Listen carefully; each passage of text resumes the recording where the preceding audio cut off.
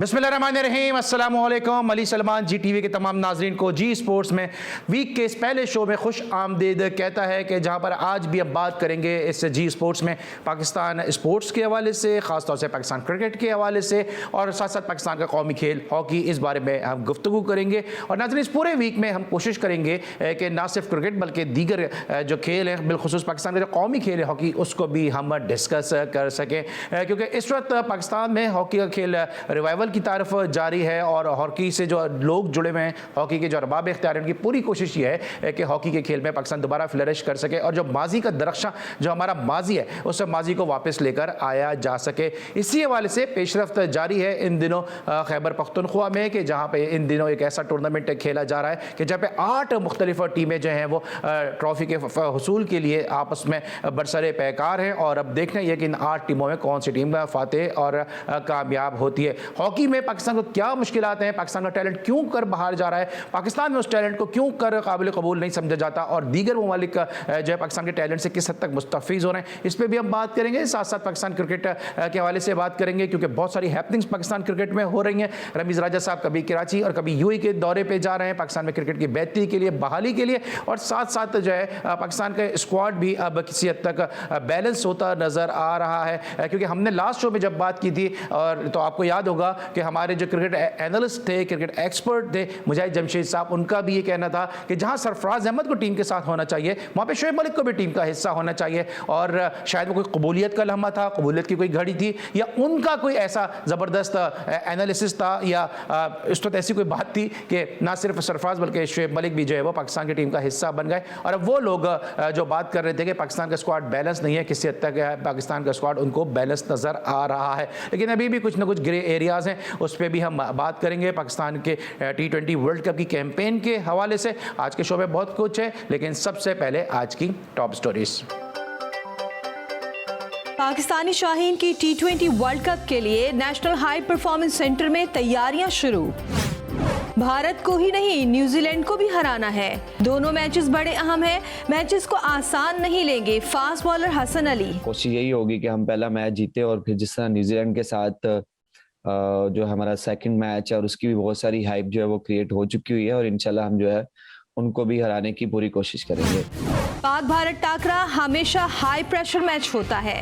Pakistan team में भारत को हराने की सलाहियत है। Test cricketer Asif Shafiq. मेरा ख्याल है कि पाकिस्तान की टीम इतनी कैपेबल है कि इंडिया को जो है वो आराम से हरा सकती है, लेकिन बस प्रेशर हैंडल करने की बात होती है। इंडिया पाकिस्तानी गेम में हमेशा जो अच्छा प्रेशर हैंडल करता है वो जीतता है। रिवायती हरीफ का मैच सिर्फ सोशल मीडिया की हाइप है, हमारे जहनों में इस मैच का एक्स्ट्रा प्रेशर बिल्कुल नहीं। मोहम्मद रिजवान। ये तो हाइप मेरे ख्याल से सोशल मीडिया की वजह से और लोगों की वजह से मिला हुआ है, जरूरी है, ये कोई खास बात नहीं है, मगर हम अपने दिल में अपने ज़हन में इस मैच को बिल्कुल उसी मैच की तरह लेके जाएंगे जिस तरह हम वो टीमों के साथ खेलते रहे। आईसीसी ने वर्ल्ड T20 के लिए प्राइज मनी का ऐलान कर दिया। टूर्नामेंट की फातेह टीम को $16 लाख मिलेंगे। किसी खिलाड़ी के साथ ज्यादती नहीं होगी। 30 साल से ज्यादा उम्र के क्रिकेटर्स को घबराने की जरूरत नहीं। चेयरमैन PCB रमीज राजा। नेशनल T20 कप में सिंध ने बलूचिस्तान को 5 विकेटों से शिकस्त दे दी। मोहम्मद सज्जाद ने कौमी स्नूकर चैंपियनशिप 4थी मर्तबा अपने नाम कर ली।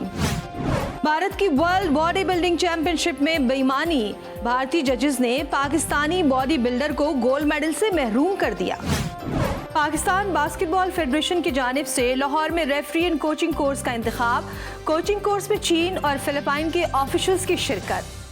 जी नाज़रीन, आपने आज की टॉप स्टोरीज़ देखी, और जहां आपने आज की टॉप स्टोरीज़ देखी वहां पे 2 अफसोसनाक खबरें भी जो है वो क्रिकेट के हलकों से और स्पोर्ट्स जर्नलिज्म के हलकों से या स्पोर्ट्स मीडिया के हलकों से जो है वो हम तक पहुंची हैं। आज एक अफसोसनाक खबर उस वक्त मिली कि जब पता चला कि पाकिस्तान के इंटरनेशनल क्रिकेटर अनवर अली की वालदा खालिक हकीकी से जब मिली, और यकीनी तौर पर गम की और दुख की इस घड़ी में हम अनवर अली के साथ मौजूद हैं और दुआ गो हैं कि अल्लाह ताला मरहूमा की मग़फ़िरत फरमाए, उनको जवार रहमत में जगह दें और अनवर अली और उनके अहले खाना को सब्र जमील अता फरमाएं। और जी स्पोर्ट्स की हमेशा से कोशिश और काविश होती है कि क्रिकेट और स्पोर्ट्स के तमाम तर हलकों को जो है वो प्रोग्राम में शामिल किया जा सके। और अनवर अली की वालदा के साथ साथ एक और बड़ी अफसोसनाक खबर ये थी कि सीनियर स्पोर्ट्स प्रोड्यूसर जो फ़र्रुख मलिक साहब, जिनको आप इस वक्त स्क्रीन पे देख सकते हैं, वो खालिक हकीकी से जा मिले। बिल्कुल उनकी जो तबीयत थी वो बहाल थी और बिल्कुल वो सही थे और लेकिन तंदुरुस्त थे, और लेकिन अचानक से उनका इंतकाल हुआ। फ़र्रुख मलिक साहब को आप देख सकते हैं कि मुख्तलिफ इवेंट में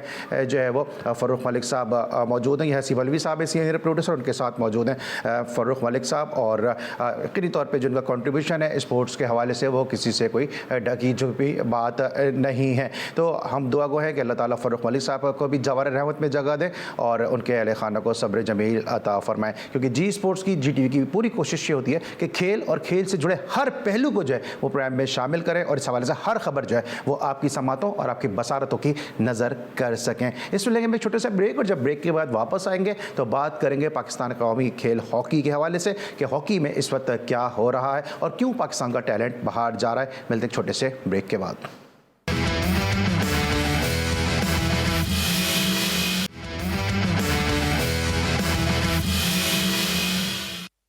welcome back after the break. और ब्रेक के बाद हमारे साथ मौजूद होंगे पाकिस्तान के एक ऐसे ज़बरदस्त खिलाड़ी के जिनका ताल्लुक हॉकी की फैमिली से है और उनकी फैमिली में बड़े बड़े जो वो हॉकी के इंटरनेशनल प्लेयर गुजरे, लेकिन मायूस हुए वो पाकिस्तान से, और मायूस होने के बाद फिर वो अब जाके ऑस्ट्रेलिया में नुमाइंदगी कर रहे हैं। पाकिस्तान का टैलेंट अब ऑस्ट्रेलिया की खिदमत करता नज़र आएगा। इसमें अपनों का कसूर है, गैरों का कसूर है, या किसका कसूर है, ये हम आज जानेंगे। एक ऐसी फैमिली कि जिसने सफदर अब्बास, ओलंपियन सोहेल अब्बास जैसे प्लेयर पाकिस्तान की हॉकी को दिए, और जब वो पाकिस्तान के हॉकी की टीवी ट्रायल पे गए तो वहां पे उनको फेल कर दिया गया, वहां पे उनको सिलेक्ट नहीं किया गया। लेकिन जब ऑस्ट्रेलिया में लीग खेलने के लिए गए तो वहां पे लीग के टॉप स्कोरर बने, और उसके बाद फिर उनको ऑस्ट्रेलिया से खेलने की ऑफर मिली। पाकिस्तान की मोहब्बत में इब्तिदा में उन्होंने इस ऑफर को कबूल नहीं किया, लेकिन उसके बाद जब उन्होंने ये देखा कि पाकिस्तान में उनका कोई मुस्तकबिल नहीं है तो अब वो हमें ऑस्ट्रेलिया की नुमाइंदगी करते नजर आ रहे हैं। और पाकिस्तान के जिस तरह उस्मान ख्वाजा हमें ऑस्ट्रेलिया की नुमाइंदगी क्रिकेट पे करते नजर आ रहे हैं, इसी तरह से मुदस्सिर अब्बास भी अब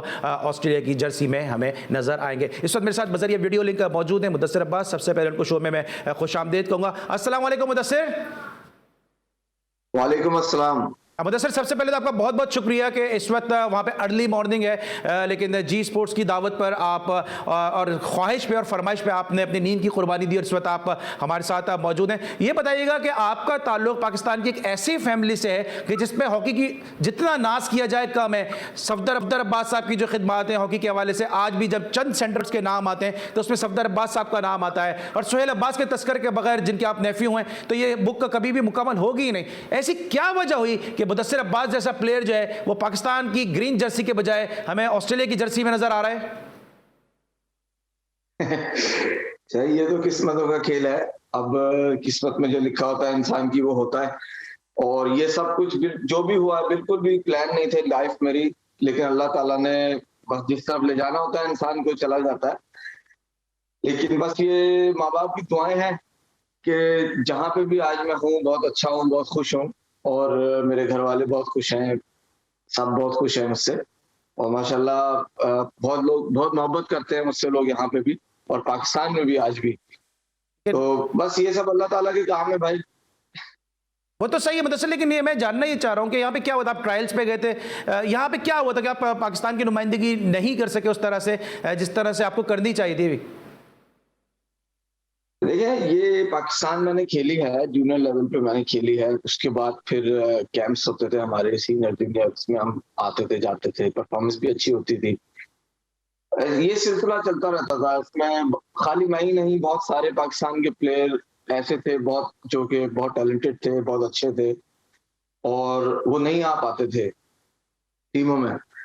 तो बस ये इसमें क्या मैं किसी को बोलूं, इसमें बहुत सारी चीजें होती हैं। जब इंसान अच्छी परफॉर्मेंस दे फिर वो नहीं आ पाता। अब मैं किसको ब्लेम करूं इस टाइम पे बड़ा अजीब सा लगेगा, लेकिन मैं यही बोलूंगा कि पाकिस्तान के सिस्टम में बहुत ज्यादा लूप होल्स हैं, जिसकी वजह से टैलेंट पाकिस्तान से चला जाता है। और ये एक बड़ी अजीब सी बात है कि इन्हीं वजूहात की वजह से पाकिस्तान की हॉकी आज इस टाइम पे पहुंच गई है कि हम वर्ल्ड के नंबर 1 हमारी टीम होती थी, आज को 18th पे आ गए हम लोग। ठीक है, ठीक है। अच्छा मुदस्सिर, ये आखिरी में एक दो सवाल आपसे, वो ये कि अब किस तरह से आप एलिजिबल किस तरह से हुए ऑस्ट्रेलिया से खेलने के लिए, क्योंकि आप तो पाकिस्तान को रिप्रेजेंट कर चुके हैं? ऑस्ट्रेलिया ऐसे हुआ कि देखिए, जब मैं यहाँ पे आया ऑस्ट्रेलिया में, तो पहले तो मैं एक बात ये बता दूं कि ऑस्ट्रेलिया की माशाल्लाह यहाँ पे एक सिस्टम है, या टैलेंट को जाया नहीं किया जाता। ऑस्ट्रेलिया ने अपना एक सिस्टम बनाया हुआ है, हॉकी एकेडमीज है जो कि नेशनल लेवल की हैं।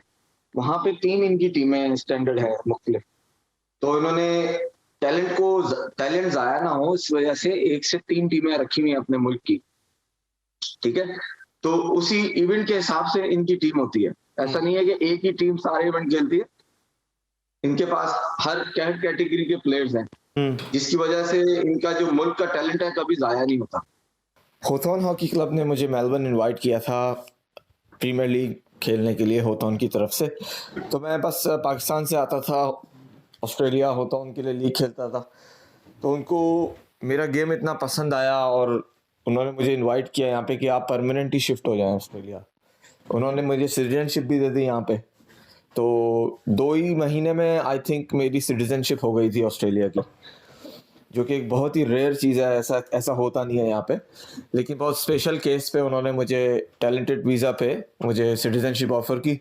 मैंने एक्सेप्ट की बिल्कुल। यहाँ पे फिर मैं रहने लग गया, खेलता रहा हॉकी क्लब के लिए, लीग्स खेलता रहा टॉप लेवल की। वहाँ पे परफॉर्मेंस मेरी अच्छी रहती थी, तो लोग मुझे कहते थे भाई आप नेशनल टीम के लिए क्यों नहीं अप्लाई करते, आप ट्रायल्स में जाएँ, आप सेलेक्ट हो जाएंगे, आप खेलें ऑस्ट्रेलिया के लिए। तो मेरा तो था ही नहीं कभी कि भाई ऑस्ट्रेलिया में मैं कभी सेलेक्ट भी हो पाऊंगा। सब लोग मुझे बोलते रहते थे, लेकिन अंदर से मेरा था यार मैं कहाँ, ये लोग मुझे बोलते रहते हैं, पाकिस्तान में हुआ नहीं कुछ, यहाँ पे ऑस्ट्रेलिया जो कि टॉप की टीम है, नंबर 1 पे अभी वर्ल्ड में, तो ये कहाँ मुझे सेलेक्ट करेंगे। एनीवेज विक्टोरियन टीम के लिए मैं सेलेक्ट हुआ। मैंने चैम्पियनशिप खेली, नेशनल चैम्पियनशिप, उसमें टॉप स्कोरर था मैं, जबकि बिल्कुल भी अप्लाई नहीं किया था कि नेशनल टीम के लिए मैं अपने आप को नॉमिनेट करूं। तो मेरे पीछे मेरे एक फ्रेंड ने मेरा बस नाम लिखा दिया था कि यार आप खुद ही उसने लिखा दिया ना, मुझे तो पता भी नहीं था। तो सेरेमनी के दौरान जब टॉप स्कोरर अनाउंस हो रहे थे, player of the tournament announce हो रहे थे, उसके बाद सारी सेरेमनी के बाद उन्होंने बोला कि भाई नेशनल टीम हम अनाउंस कर रहे हैं, जो कि स्क्वाड एक सेलेक्ट हुआ है 22 से 25 प्लेयर्स का। तो उसमें मेरा नाम आ गया, पहले ही नाम मेरा था। तो मैंने कहा यार ये तो मेरा नाम बुला रहे हैं। तो सबने मुझे बोला भाई जाओ तुम सिलेक्ट हो गए, तुम्हारा नाम आ गया। मुझे बहुत मैं सरप्राइज हुआ, ये कैसे हो गया एकदम ना। तो बहुत ही खुशी का मौका था मेरे लिए और अनएक्सपेक्टेड चीज़ थी, और अल्लाह ताला ने इतनी मुझे इज्जत दी कि मैं ऑस्ट्रेलियन के लिए टीम के लिए सेलेक्ट हो गया। तो फिर उसी साल न्यूजीलैंड सीरीज थी ऑस्ट्रेलिया में ही, ट्रांस टैस्मेन एक टूर्नामेंट होता है, वो था जो न्यूजीलैंड और ऑस्ट्रेलिया के लिए यानी कि फ्रेंडली एक टूर्नामेंट होता है। उसमें मेरा सिलेक्शन हो गया, टीम का प्लेइंग मेंबर था मैं। उन्होंने मुझे नंबर 1 दिया, नंबर 1 की शर्ट दी जिस पे मेरा नाम लिखा था अब्बास। मुझे देख के बहुत खुशी हुई और मैं ये सोचता था देखो यार ये जो अल्लाह ताला ने मुझे पाकिस्तान में नहीं दिया, यहाँ पे दे दिया, और बहुत मुझे खुशी थी। फिर न्यूजीलैंड सीरीज में खेला, उसमें भी टॉप स्कोरर रहा। मैंने 4 गोल किए 3 मैचों में, जिसमें मुझे मैन ऑफ द सीरीज भी दिया उन्होंने, टॉप स्कोरर भी दिया, मुझे अवार्ड मिला। और फिर एक ये सिलसिला कंटिन्यू हो गया। उसके बाद मेरा नाम वर्ल्ड कप के लिए भी सिलेक्ट हो गया। जी thank you so much Mudassir Abbas sahab हमारे साथ मौजूद थे, पाकिस्तान की हॉकी के हवाले से बात कर रहे थे। यासिर हमीद हमारे साथ इस वक्त मौजूद हैं, उन्होंने ज्वाइन किया हमें। Welcome to the show Yasir. और ये बताइएगा कि जो तब्दीलियां पाकिस्तान की टीम में हैं, इसको आप किस तरह से देखते हैं? जी बिल्कुल बैलेंस लग रही है, और सीनियर प्लेयर्स भी आए हैं और इन फॉर्म प्लेयर जिस तरह हैदर अली की एंट्री हुई है, मेरे ख्याल से बहुत अच्छी एंट्री की है और फॉर्म में भी है वो, और लग रहा है कि वो परफॉर्म करेंगे जिस तरह की वो फॉर्म में है। बड़ा अच्छा खेल रहे हैं, बहुत अच्छी फॉर्म में है। और शुएब मलिक जो है एक सीनियर प्लेयर है, बहुत ज़्यादा तजर्बा उनका, हम सबको पता है कि वो एक तजर्बे से भरपूर प्लेयर हैं, और उनका बहुत बड़ा एक इम्पैक्ट होगा, बहुत फ़ायदा होगा पाकिस्तान को इस वर्ल्ड कप में। मैं समझता हूँ कि he will play a vital role. He can play a vital role in middle order. और अब थोड़ा सा बैलेंस लग रहा है, बैटिंग ऑर्डर भी बैलेंस लग रहा है, और मेरे ख्याल से अच्छा डिसीजन लिया है। जो प्लेयर्स आए हैं, फ़खर जमान को लेके आए हैं, एक अच्छा डिसीजन है फ़खर ज़मान का। ये हमें फ़ायदा है कि फ़खर ज़मान अगर मिडिल ऑर्डर में परफॉर्म करे वेल एंड गुड, और अगर हमारा टॉप ऑर्डर अगर उस तरह क्लिक नहीं कर पाता तो हमारे पास एक ऑप्शन होगा कि हम फ़खर ज़मान को एज एन ओपनर हम ट्राई कर सकते हैं। तो मेरे ख्याल से इट्स अ गुड साइन, अच्छा साइन। अच्छा यासिर, हमारे साथ तौसीफ अहमद भी मौजूद हैं और आज का दिन तौसीफ अहमद के हवाले से बड़ा यादगार है कि इकबाल कासिम और तौसीफ अहमद साहब ने आज के दिन ऑस्ट्रेलिया के खिलाफ बड़ी ज़बरदस्त पार्टनरशिप बनाई थी। तौसीफ अहमद साहब को हम यहाँ पे शो में खुश आमदीद कहेंगे। अस्सलाम वालेकुम तौसीफ भाई। वालेकुम सलाम अली। तौसीफ भाई की आवाज़ भी थोड़ा स्टूडियो में बढ़ा दीजिएगा। तौसीफ भाई ये बताइएगा कि पाकिस्तान का अब स्क्वाड काफ़ी हद तक बैलेंस हो चुका है, अब आपको क्या लगता है कि जो पाकिस्तान की टीम है वो इस टूर्नामेंट में कहाँ तक अपना सफ़र कर सकती है? अरे देखिए, वाकई सही कहा आपने, और उस वक्त जो चीजें थी वो सबके सामने थी, और मैं समझता हूँ कि इसको चेंज करके बहुत अच्छा किया है। और मुझे ऐसा, ये देखिए शॉर्ट फॉर्मेट है, आपको पता ही है, बैलेंस तो हमने बना लिया है और बहुत अच्छा बना लिया है। मिडिल ऑर्डर में भी हमारे पास आ गए हैं, ओपनर भी अच्छे। मेरी ख्वाहिश थी, लेकिन वो दूसरी चीजें आ गई हैं, जाहिर है उसमें हम कुछ नहीं कर सकते। एक पीसीबी का जो है वो है कि शर्जील अगर इसमें होते तो मेरे ख्याल और 4 चांद इसमें लग सकते थे, बट आई थिंक हम उस मामले में नहीं बोलेंगे, वो एक दूसरी चीज है। अगर वो हो जाते तो मेरे ख्याल बहुत ही उम्दा हो जाता हमारे ऊपर के 6 ओवर के लिए बहुत। लेकिन आई होप इंशाल्लाह ये स्क्वाड अच्छा है, और यकीनी तौर पर मुझे बहुत उम्मीद है कि पाकिस्तान जो है वो, देखिए खौफजदा होंगे सारे इससे, ये शॉर्ट फॉर्मेट में कोई भी टीम मार सकती है, और जब ये लड़के इंक्लूड हुए हैं ना तो यकीनी तौर पर सबको फिक्रें पड़ गई होंगी सारी टीमों। ठीक है, और आपको क्या लगता है कि भैया हैदर अली को दोबारा से जो है वो शामिल किया गया? हैदर अली को काफ़ी मौके दिए गए हैं, क्या आपको लगता है कि हैदर अली को जो मौके दिए गए अब तक उन्होंने उसको ग्रैब किया है जिसकी वजह से उनको शामिल किया गया? या आपको लगता है कि ये भी थोड़ा सा हैदर अली आसिफ अली की सूरत में ग्रे एरिया है? क्योंकि हमेशा से वर्ल्ड कप में कोई ना कोई टीम अपना सरप्राइज एलिमेंट ज़रूर लेकर आती है, और अगर इधर आजम खान होते, मैं उनको कोई फेवर नहीं कर रहा हूँ, मैं सिर्फ आपकी राय जानना चाह रहा हूँ, अगर यहाँ पे आजम खान होते तो आपको लगता है कि वो सरप्राइजिंग फैक्टर हो सकते थे? आजम हो या अब हमारे विकेट कीपर जो अभी हम सैफी को लिया है वो जब तक देखिए रिजवान फिट रहते हैं उस वक्त तक तो कोई भी इनमें से नहीं खेल सकता मिडिल ऑर्डर में भी, जो हमारी टीम बनी थी। सच्ची बात ये है, जो मेरा अपना ओपिनियन है, ये नहीं हो सकते थे। बट ये जो आपने बात की है ये यकीनी तौर पर, बट आई थिंक मेरा ख्याल है कि हम बेहतरीन हम लेके आए मिडिल ऑर्डर, और उसने परफॉर्म किया है और उसकी वजह से उसको इंक्लूड किया गया, बहुत अच्छी बात है। बस ये है कि इनके लिए अब चांस है कि अगर ये खेलें तो फिर परफॉर्म करके दें। ये 2-3 दफा आगे पीछे हो चुके हैं, तो आई होप इंशाल्लाह एक बेस्ट 11 बनाई जाएगी और वो बहुत उम्दा खेलेगी। और मुझे तो बड़ी खुशी है कि इस टीम को हमने दोबारा से जो किया है वो आई थिंक मुझे तो बहुत खुशी है। ठीक है यासिर, आपको क्या लगता है, आप आसिफ अली के साथ ऐसे जीपीएल में भी खेले हैं, आसिफ अली को जो मौके मिले हैं क्या वो अपने पोटेंशियल पे अब तक परफॉर्म करने में कामयाब हुए हैं, या अभी तक उन्होंने अंडर परफॉर्म किया और बार बार जो उनको मौके मिलते हैं उसकी क्या वजह आप समझते हैं? देखिए ये उसकी अपनी, मैं समझता हूँ कि एक प्लेयर की अपनी एक लक भी होती है, उसकी लाइकिंग बन जाती है। वो जब पहले खेल रहे थे तो कप्तान की लाइकिंग में थे, मिसबाहुल हक की लाइकिंग में थे, और फिर उन्होंने कुछ अपनी परफॉर्मेंसेस थोड़ी बहुत शो की, अपना टैलेंट शो किया है।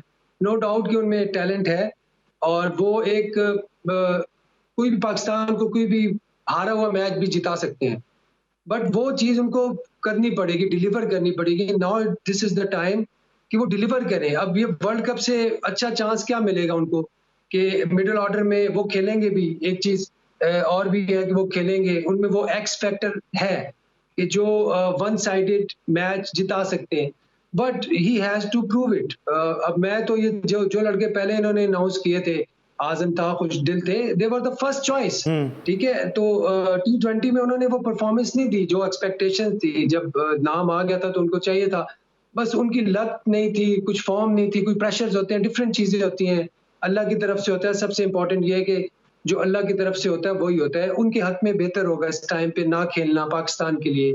शायद वो इस टाइम पे खेलते, उनसे परफॉर्मेंस ना होती, शायद जो अभी आए हैं लड़के वो परफॉर्म करके पाकिस्तान को एक टाइटल जिता दें।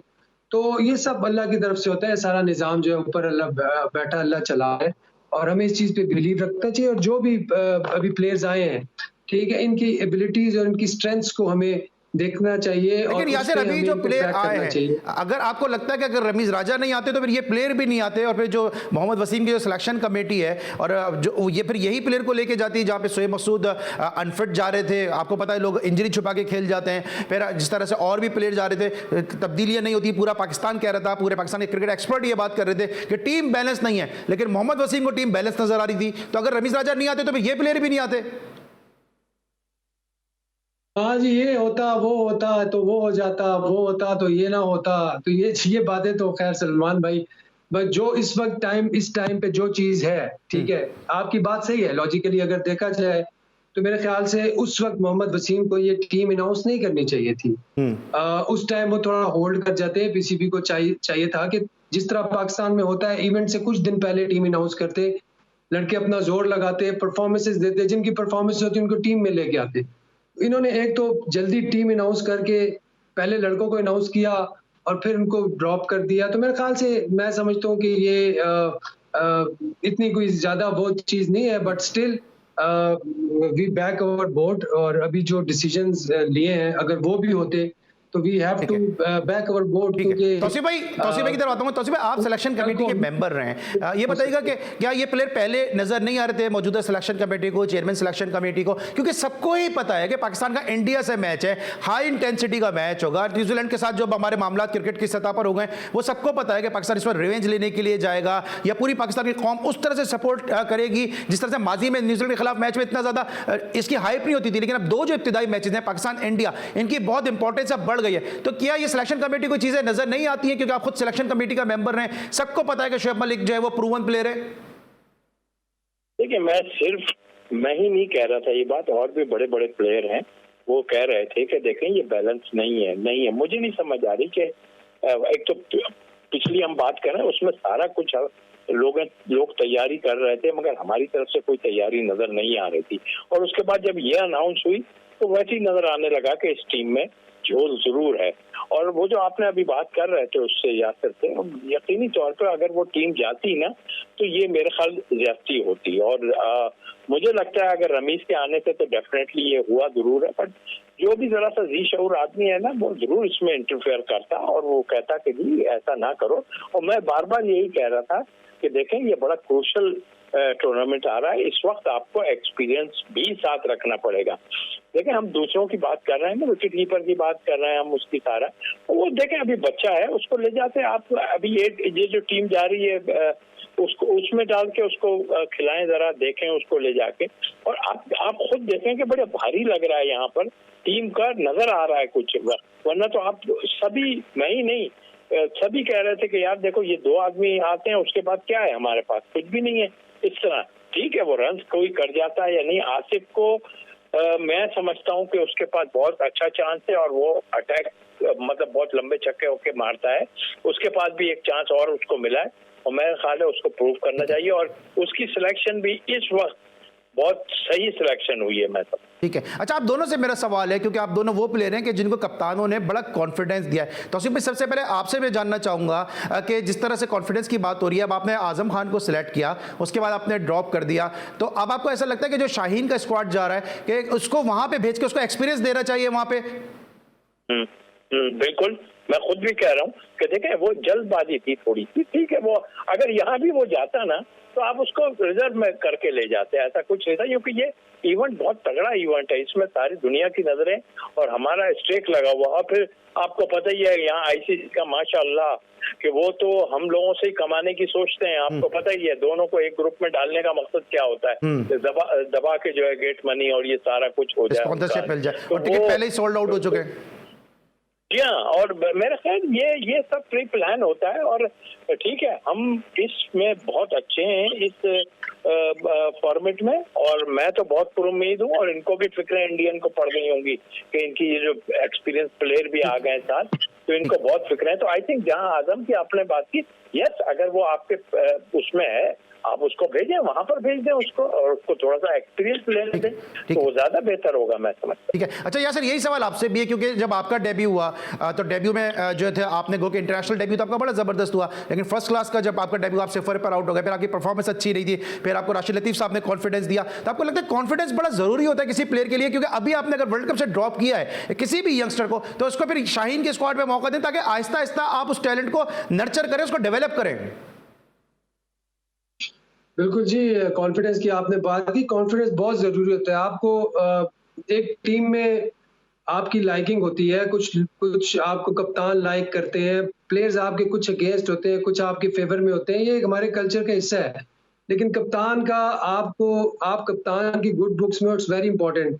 मैं अपना ट्रॉफी खेलता था, पेशावर रीजन से खेलता था, अरशद और कबीर भाई की कप्तानी में खेला हूँ।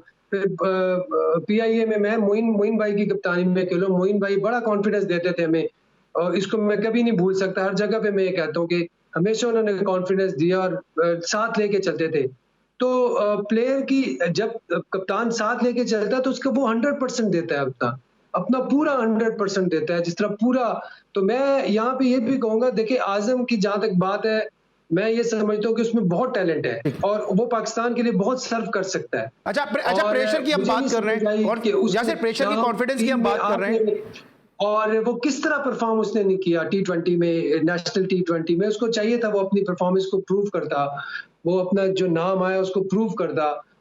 I don't understand beyond my understanding कि क्यों, क्या हुआ उसके साथ, क्या साइकोलॉजिकल लॉक है जो उसका नहीं खुला। बट जितने भी प्लेयर्स हैं, खुशदिल शाह को आप देख लें, he has got immense talent, उसमें भी वो एक्स फैक्टर है कि वो वन साइडेड होके मैच जिता सकता है। ये प्लेयर की अपने तक होता है और उसको कॉन्फिडेंस देना बहुत जरूरी है। कोई भी प्लेयर, मैं ये समझता हूँ कि अगर आप शुएब मलिक को छोड़ के, हफीज को छोड़ के, ये तो बहुत सीनियर प्रोज हैं, और कोई इनफॉर्म प्लेयर उसको भी छोड़ दें, वो भी चले अपना रास्ता खुद बनाता है। लेकिन कुछ प्लेयर्स हैं, उनको आपने बैकअप करना पड़ता है।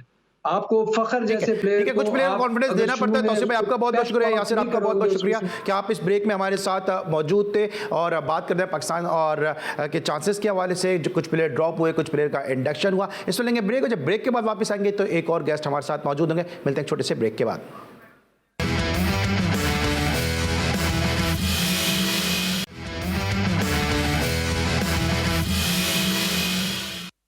Welcome back after the break. और ब्रेक के बाद मेरे साथ मौजूद हैं क्रिकेट एनालिस्ट और former first class cricketer Sajid Khan साहब। अस्सलाम वालेकुम साजिद खान साहब।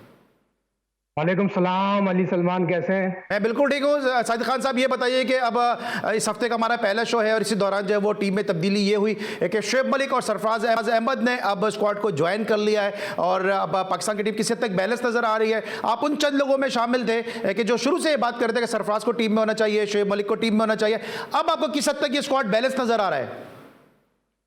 ये टीम बहुत बैलेंस है। आपने जिस तरह बात की, और यकीनी तौर पर शुएब मलिक, सरफराज के आने से पाकिस्तान शॉर्ट फॉर्मेट का वर्ल्ड कप जीत सकता है। बरअक्सर ये दोनों को 11 में खेलना चाहिए। Sarfaraz as a wicket keeper खेले, रिजवान एज ए बैट्समैन खेले, तो पाकिस्तान शॉर्ट फॉर्मेट के क्रिकेट में जो पाकिस्तान इंडिया के दरमियान जो 24 तारीख को मैच खेला जाएगा, लो स्कोरिंग मैच होगा, स्पिन ट्रैक होगा, 140, 150, 160 रन से ज्यादा रन नहीं बनेंगे। मगर ये चीज भी बताना जरूरी है, पाकिस्तान की जो कोचिंग की बात की जाए, हेड कोच शक्नेन मुश्ताक पाकिस्तान का नहीं, दुनिया का कामयाब तरीन पाकिस्तान के पास कोच मौजूद है। 2021 में अली सलमान साहब पाकिस्तान 2020 वर्ल्ड कप जीत सकता है। जिस तरह की पिच है 24 तारीख जो। अच्छा साजिद खान साहब, वक्त का ये बताइए कि अब अगर रमीज राजा साहब नहीं सब कुछ करना है, जी बोले, रमीज राजा साहब ने ही सब कुछ करना है, टीम में तब्दीली रमीज राजा साहब को ही करनी है, तो फिर मोहम्मद वसीम का क्या अब यहाँ पे इखलाकी जवाब क्या बनता है कि उन्होंने जो टीम बनाई थी, पूरे पाकिस्तान ने उसको क्रिटिसाइज किया, क्रिकेट एनालिस्ट ने, क्रिकेट एंकर्स ने, सहाफियों ने, सब ने क्रिटिसाइज किया। अब जाके रमीज राजा साहब आए तो टीम बैलेंस हुई है, सब कह रहे हैं कि टीम बैलेंस हो गई है, तो अब फिर मोहम्मद वसीम का क्या इखलाकी जवाब बनता है इस पोजीशन पर रहने का? क्या उनसे रिजाइन नहीं ले लेना चाहिए? देखिए अली सलमान, जो पिछले प्रोग्राम में हमने बात की थी उसको उसी दिन डिजाइन कर देना चाहिए था। और यहाँ पर आप एक और बात बताऊं, शोएब मलिक तो बाहर से आया ना, 6 महीने से इन और आउट करते रहे। आप 11,000 शॉर्ट फॉर्मेट की क्रिकेट में उसे रन बनाए और 20-22 साल का इसका एक्सपीरियंस है। और मोहम्मद वसीम ने आपने बड़ी बात की है, अना का मसला बनाया है, पर्सनल लाइकिंग है ना, तो आपको नजर आ रहा है पर्सनल लाइकिंग की वजह से हुआ ना। आपने खेल के साथ खिलाड़ नहीं रखना चाहिए। आप सरफराज के साथ कर रहा है, शोएब मलिक के साथ कह रहा, तो बात सिंपल सी है। मोहम्मद आमिर की बात करूं, वहाब रियाज की बात करूं, मोहम्मद वसीम को हमारा क्या काम है? धानी वहां मौजूद है, मोस्ट टैलेंटेड फास्ट बॉलर है। मगर दोबारा उस मुद्दे पे आते हैं, शोएब मलिक और सरफराज के आने से आपकी टीम बहुत बेहतर है। मगर रमीज राजा के आने से आपको नहीं लगता कि जिस तरह मोहम्मद वसीम जो चेयरमैन सिलेक्शन कमेटी है, एक तरफ कहते हैं इमाद वसीम को कभी कि वो लिमिटेड प्लेयर हैं, फिर उनको दोबारा टीम में लेकर आ जाते हैं, फिर एक तरफ कहते हैं कि जनाब शोएब मलिक से हमारे पास बेटर ऑप्शन मौजूद है, फिर वो दोबारा टीम में आ जाते हैं। तो एक प्लेयर को पहले क्रिटिसाइज करना, फिर दोबारा वापस लेकर आना, ये क्या कहानी है सारी? ये अली सलमान हम साइको आदमी हैं, आप समझ रहे बात को। हम और आप जो बात कर रहे हैं सही हो गई ना। पाकिस्तान टीम चेंज हो गई, हमने और आपने कहा टीम चेंज होगी, टीम चेंज हुई आखिरकार। रबर स्टैम्प मोहम्मद वसीम की नाअहली की बात है, टीम जो चेंज हुई क्यों हुई? तो सिलेक्ट सही नहीं किया, तो फौरी तौर पे वर्ल्ड कप से जाने से पहले मोहम्मद वसीम को रिजाइन कर देना चाहिए। और जो बात आप रमीज राजा के हवाले से कर रहे हैं, उसने बहुत डिसीजन बहुत बेहतर लिए हैं। और उस वन मैन शो है पाकिस्तान क्रिकेट बोर्ड में बड़े अरसे बाद, इसीलिए रमीज भाई दिन ब दिन मकबूल भी होते जा रहे हैं क्रिकेट के हल्कों में मकबूल हो रहे हैं। आखिरी मेरा आपसे सवाल यह है कि जिस तरह आजम खान को आपने नौजवान खिलाड़ी को टीम में लिया, फिर उसके बाद उसको ड्रॉप कर दिया, गलत किया सही किया, हम इस बहस में नहीं जा रहे, लेकिन अब आपको ऐसा लगता है कि जब आपने आजम खान को इधर से ड्रॉप कर दिया तो फिर वो इतना अच्छा प्लेयर है क्योंकि आप उसको वर्ल्ड कप खिला रहे थे, तो फिर उसको आप शाहीन के स्क्वाड में डाल दें? देखिए ये तो बहुत पर्सनल बात हो जाएगी, किसी के कहने पे उसको टीम